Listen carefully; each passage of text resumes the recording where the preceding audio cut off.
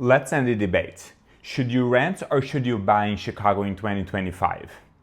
If you don't know me, I'm Gui Vasconcelos. I'm a realtor with eXp Realty.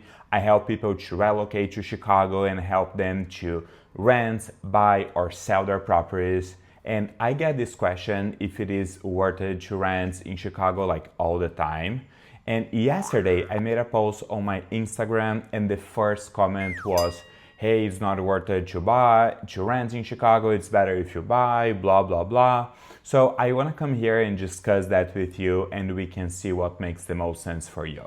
First of all, renting or buying, it's a big decision and it all depends where you are in your life. You have pros and cons for both scenarios, so it all depends and I wanna discuss that with you a little bit. So after this video, you probably can have a better clue what's best for you. All right, so let's first talk about renting. Some of like the main pros about renting, it's first of all, it's all the flexibility. You are not tied for a place. It's very easy if you wanna like move around, if you need to move cities, it's super easy for you to do that. You don't need to worry about maintenance at all. Usually the landlords or the apartment community that you choose, they are gonna do all that stuff for you. And also you don't have any upfront costs. Let's say you decide to move to a property, you're gonna need to pay like some fees that they may have, like application fee, moving fees, and a few things like that. But after that, you don't have any fees, you just pay your monthly rent and you are good. The main cons about renting is, first of all, you are not building equity at all. All the money that you are paying every single month goes straight to your landlords. You are not gonna see that money back again to you at all. And another thing, the rents every year keeps going up. So you always are gonna have some kind of adjustment there. So it's definitely something for you to keep in consideration. Talking about buying, you definitely have some benefits there, and that's why people keep going to my Instagram and saying that every time I post like a rental option there.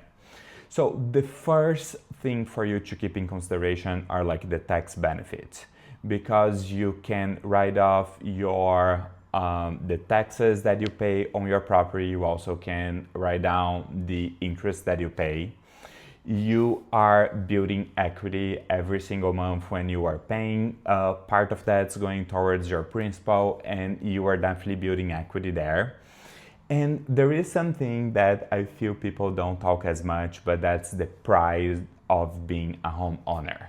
You have something to say it's yours. It's usually the results of like a lot of hard work. So it's definitely a big con about buying a property. But buying is not like all good stuff. You always have a few things that you definitely need to keep in consideration.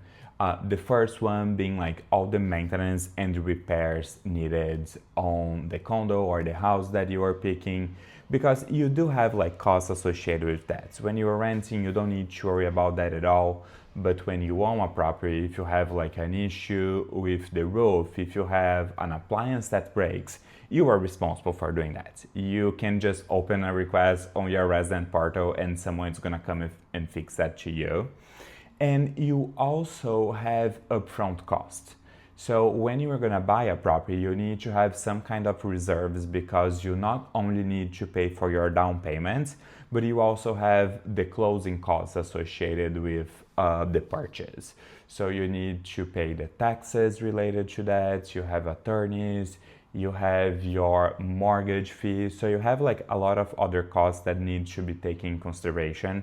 I would say anywhere from 2 to 5% of the amount of the property.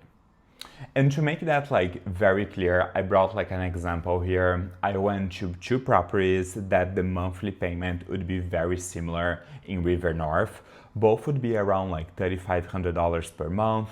And I did a comparison there, and I want to show you what like the differences of a property, how they look like. And then after that, we can talk about the numbers a little bit.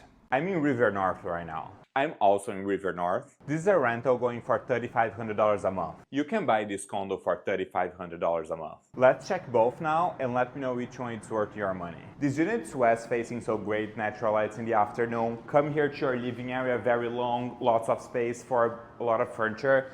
Here your kitchen, hidden appliances, very bold finishes.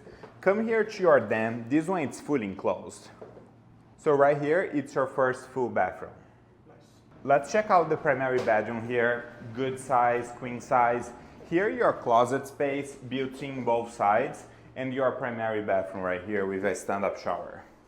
Let's go check out the condo now. So this unit, south-facing, you have your private balcony. Come here, very spacious living area. This is a massive couch, 7-inch TV. Let me show you here the kitchen. Big island, 4 stools, all the appliances are KitchenAid, very high quality. Come here, let me show you the den space here. Different from the other one, this one it's open. And if you come this way, you have your second bath. Here you have your wash and dryer, extra closet, but let's check out the primary bedroom here. Here you have your in-suite bathroom, double vanity stand-up shower. The bedroom here, this carpet's very comfy, blackout shades, good size. You easily can have a king size or California king here. This building has awesome amenities. You have a very nice fitness center, rooftop, dog run, 24/7 doorman, so you got it all.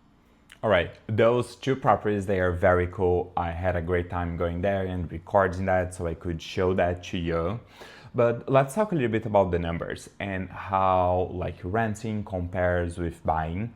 So let's first talk about renting. If you rent and you are paying around like $3,500 a month only for rent, you are looking at, after 5 years, in total you pay $210,000 to your landlord.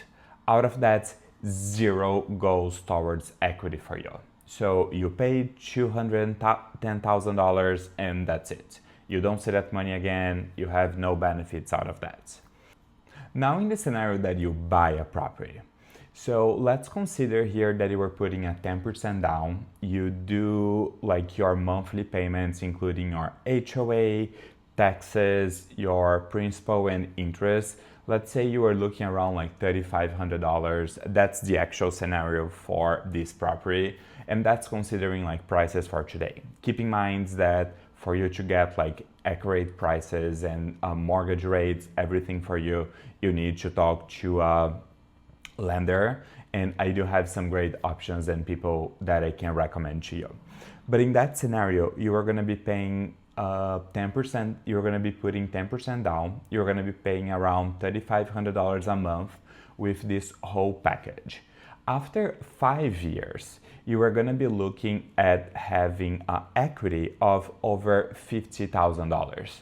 So you are basically paying the same amount, so the same $210,000 over the course of 5 years. But in the rental scenario, you are just giving that money away to your landlord.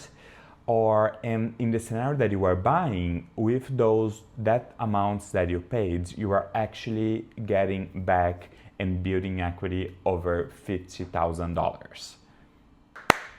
But then you are thinking, hey Guy, I'm just gonna spend 2 years in a city. Is that worth it for me to buy a place?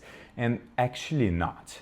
So in some scenarios, renting makes more sense, even though you are not building equity. So let's say you are only going to spend 2 years in a city, your credit or your savings, you are just not ready for that. Those are like two scenarios where like renting, it's probably not the best option for you.